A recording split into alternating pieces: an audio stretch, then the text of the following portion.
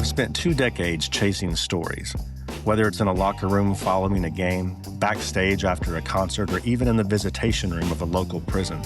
I've always been driven by curiosity, a passion to dig beneath the surface with the people you see on television or read about online. I want to know who they are once the spotlight dims. I want to know about their journey, what fuels them, what makes them tick. I'm Austin King, and recently I surrendered my press badge and backstage passes to start Porn Crush.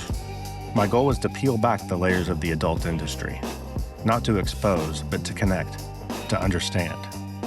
I wanted to humanize a group of people who walk paths most of us wouldn't even have the courage to approach. People who see life through a lens few could ever understand. People like Ava Amira. I saw her for the first time in May on the red carpet at the Pornhub Awards in West Hollywood. Immediately, I was smitten, and I wasn't alone. Even on a night that saw Riley Reid, Abella Danger, and other iconic stars traipse across the red carpet, everyone kept gawking at Ava, and they all had the same question. Who is that girl?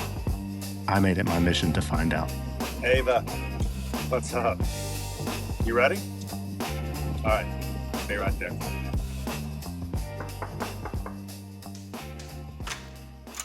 Ava, how are good you? to see you again. Good to see you too. You about ready? Just about. Come on in.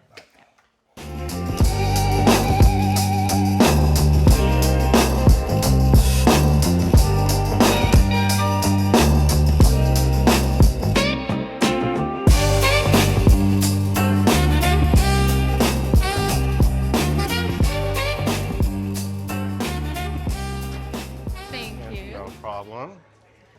I live in Texas. I'm not used to lavender flavor, but you know what? I want one too. I'll try that out. Sounds good. Milk for me. Again, right. California. They have really, really good coffee. Tomorrow I'm shooting with, it's a VR company, SLR.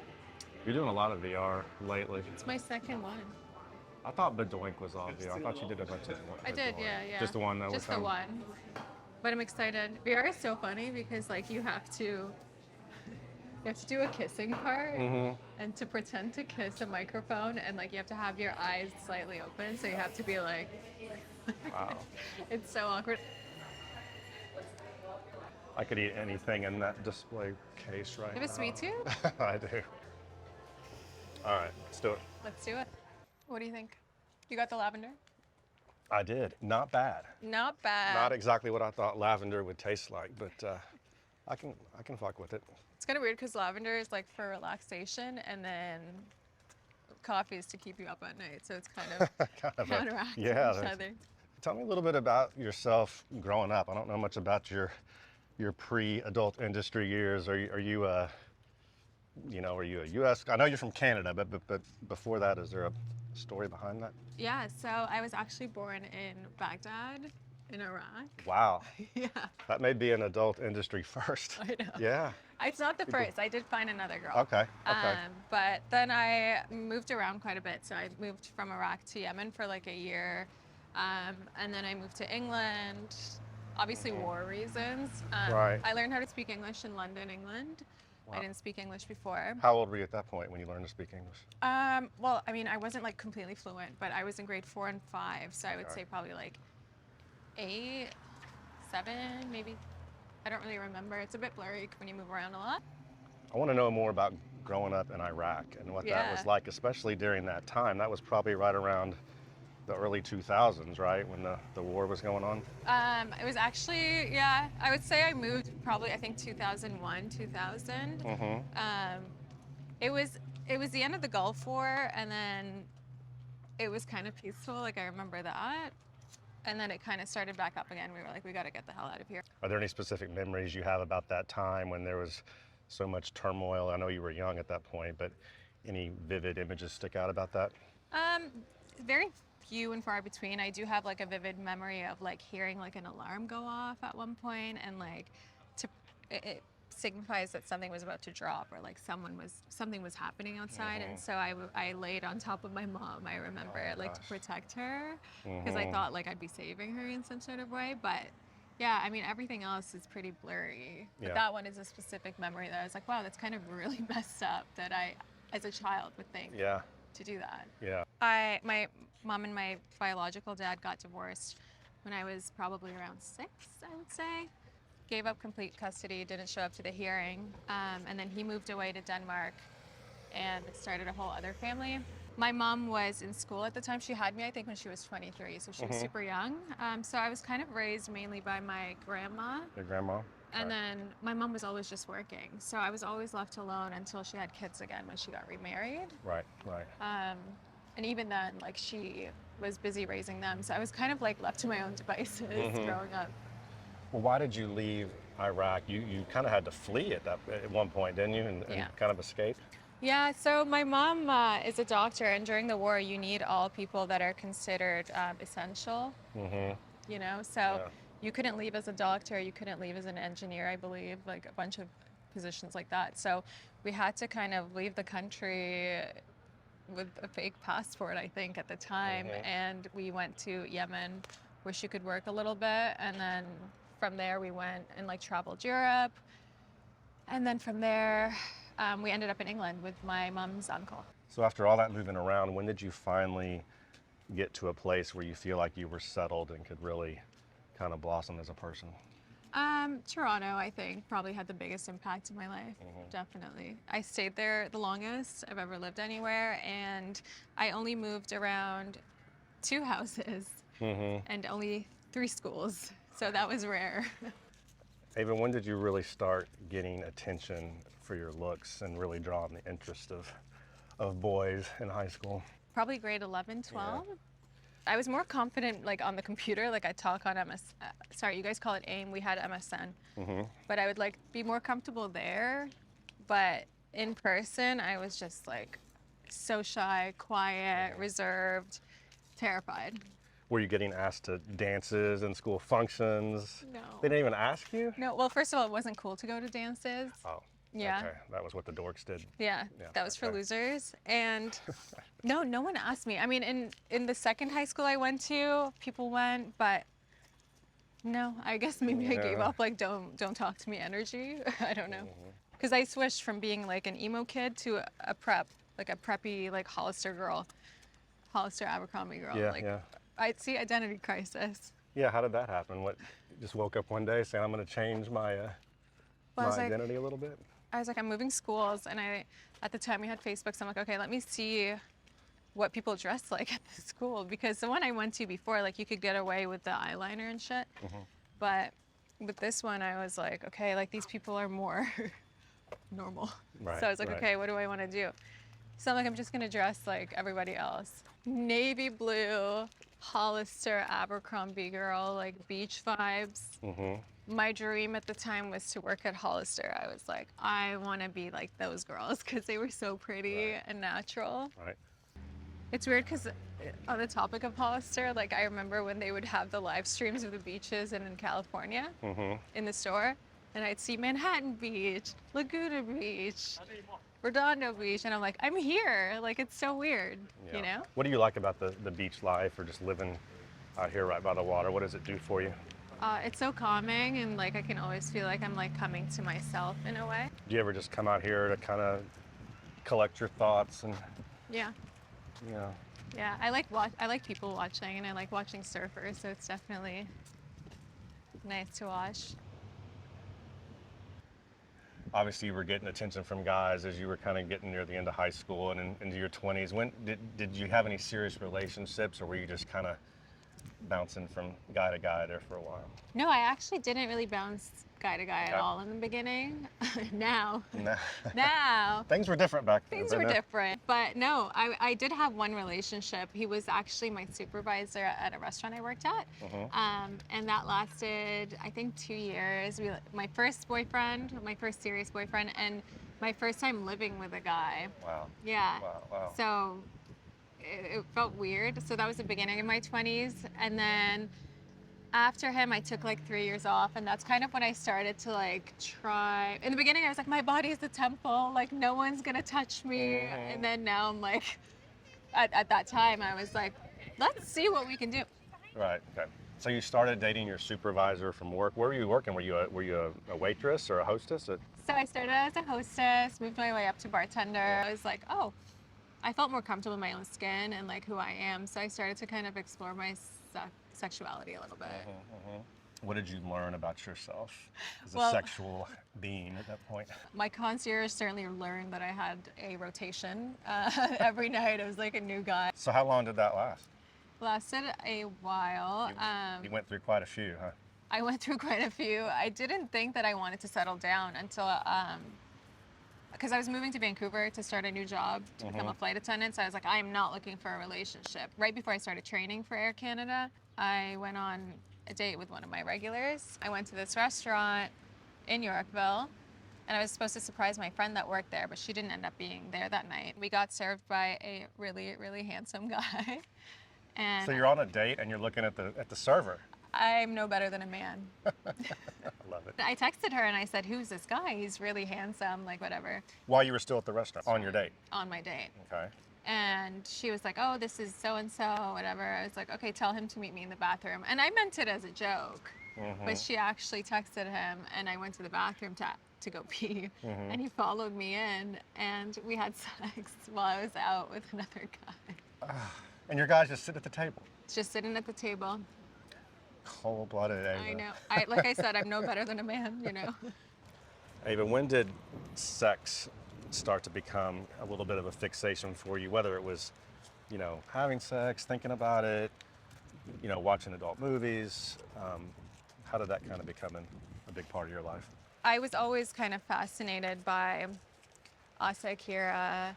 I read her books. I love her so much. And I would listen to the Pornhub podcast just to kind of see, like, what are all these girls about, Because it's such a, untapped media, Like, who are the people behind the content? And I was always curious, and I was always interested in learning more about people. I love reading biographies and stuff. Right, and I think that's kind of rare. A lot of people just kind of watch the videos for whatever reason they'd be watching them, and they move on. But you were actually doing some research on the performers themselves and their lifestyles. Yeah, absolutely. Yeah, I was what were always you finding? intrigued.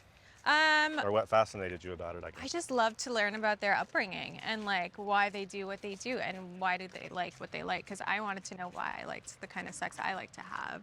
So I was looking for patterns or similarities. What are things that you remember that you discovered that kind of stuck out? A lot of them genuinely just do it because they love sex and they don't do it for the money. They actually genuinely love the act, which I love. I learned that it's not it's so controlled. I had no idea. I thought you just go to set, but there's so much that goes on behind the scenes that, it's a performance. It's you're testing. It's so safe. As you began to watch adult movies and Pornhub or wherever you were kind of getting your content from, did that make you want to go out and experiment more? Did you start to kind of explore yourself? I mean, I learned about different kinks and things that I didn't even know about. So I was like, oh, maybe I'll try this, maybe I'll try that. And Give me some examples. I got really into cuckolding porn. Cuckolding? So I was like, wow, yeah, I want to degrade a guy. That sounds fun. Or I can't imagine you doing that. You're too nice and sweet. I can't do it seriously. I just laugh the whole time. So that's my problem. You weren't good in that scenario? No, but I'm willing to try anything, right? I watched lesbian porn and I was like, am I gay? But I am bi, but I was like, maybe I'm gay, I don't know. Yeah. My first experience with a girl, I think it was probably in a threesome scenario, to be honest. And it was just getting fucked up in an apartment and we just decided to have sex. Did you find yourself more and more attracted to females as time went on, where you wanted to be with them physically? Yeah, I think women are so beautiful. They're so beautiful. So how can you not be attracted, Besides the obvious, how is, sex different with a girl than a guy? I think it's more passionate and it feels less animalistic and more I don't know, energetically bonding, sensual. Yeah. Nice change. Yeah. Yeah. Okay. So how did it start though? Did you start posting pictures, sexy pictures of yourself on Instagram? Yeah, I mean, I used to be so bad at taking pictures, except there was this one photographer, shout out Lewis, who reached out to me and took these beautiful film photos of me.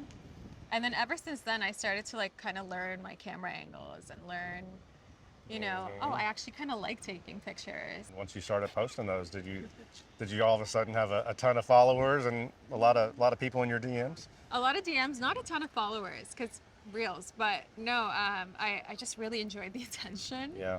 And so I was like, something can come of this. Were you comfortable from the very beginning being naked on camera, or was there some hesitation about doing it? I personally loved it. So I used to kind of do it just for fun on Reddit during COVID, just because I needed to feel something, you know? I was so bored at home. So I kind of like the thrill of like just posting something and like seeing reactions from it. For the custom content, I'd be like, okay, it's this much for no face, but it's this much for if you want my face in it. And so I knew if it was like gonna get leaked, who got it, what they were doing. And so, you know, I was always comfortable. I wasn't really shy. And I like my body. I'm happy with my body. Yeah. Yeah. What kind of guy do you find pays $1,000 or however much it is for content like that? Just normal, everyday dudes, I think. Right. Yeah, they're all really, really lovely, and I just like getting to know them personally and their day to day. I was gonna ask you, did you develop, kind of online friendships and I have relationship with them? social relationships with them Really? for sure. Really? They're so sweet. Yeah. What kind of stuff would you talk about with them? Just like what their day is like, how their work is going. Like I would ask for like what they're up to that weekend. How's their family? Like you really get to know these people. Yeah. You know. They would share things about their everyday life. Absolutely. Yeah. Would they send pics and stuff? Yeah, And yeah. just- I ask for pictures. Like I love getting food pictures. And one of them is a really good cook.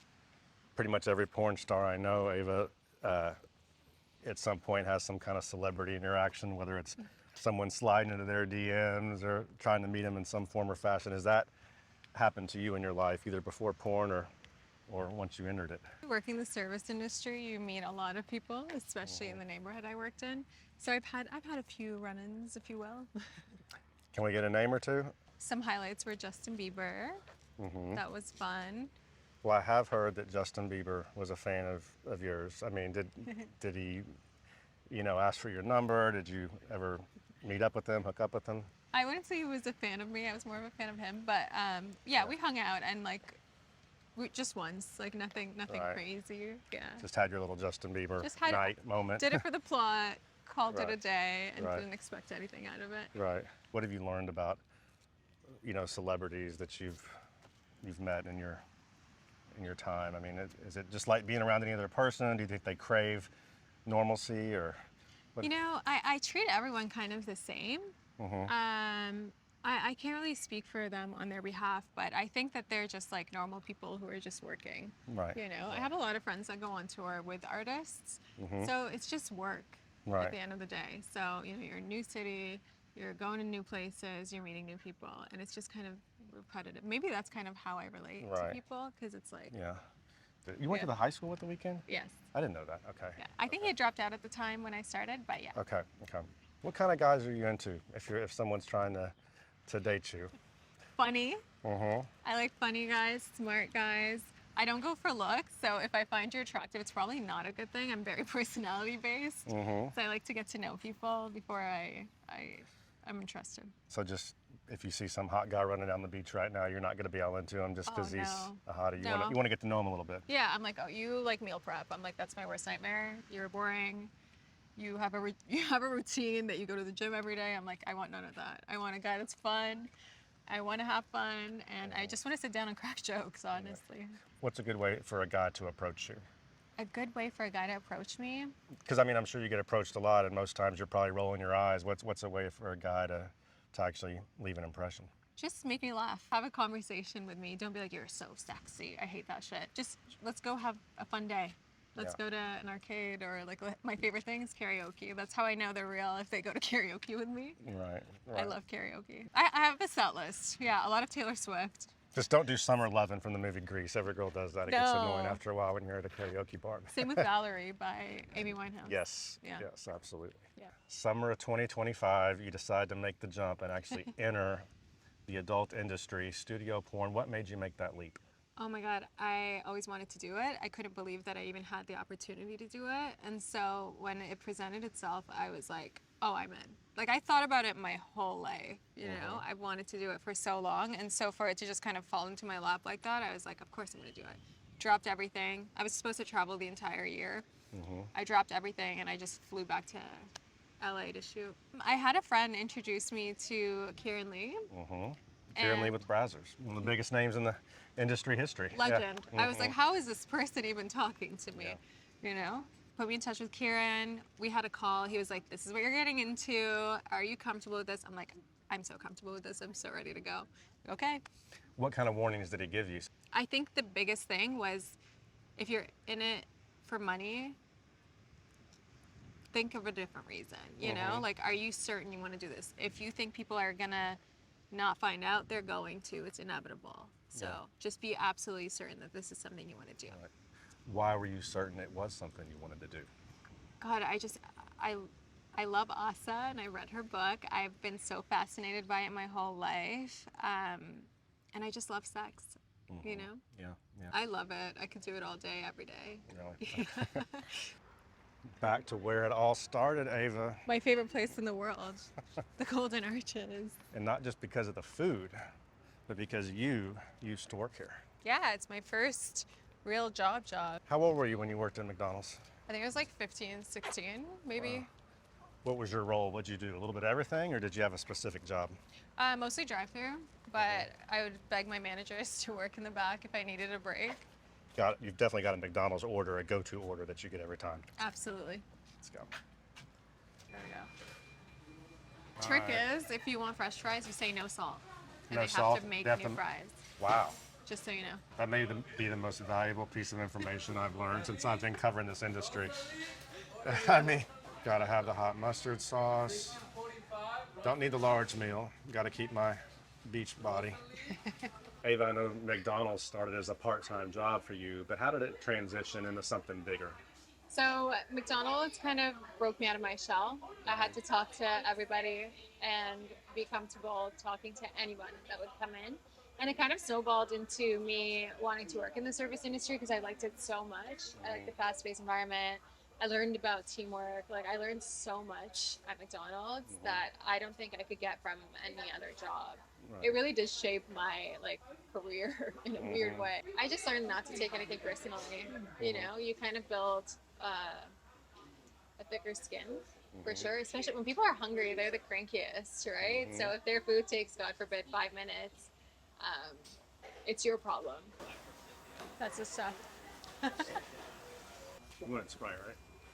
I didn't want to drink, but it's all good. I think you stole the drink. Ava, every McDonald's employee has to have their go-to order. What was yours? Mine just came back after a 10-year hiatus. A crispy chicken ranch snack wrap. Wow. That's your secret, right? Yeah. To that body? Exactly. So, Cut the carbs. is it as good as it always was, or Yeah. has there something changed about the snack I wrap? wish it was grilled.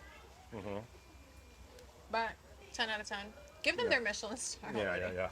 But the McDouble and Junior Chicken, they put it together and removed one of the buns. And they used to call it a McGangbang. McGangbang.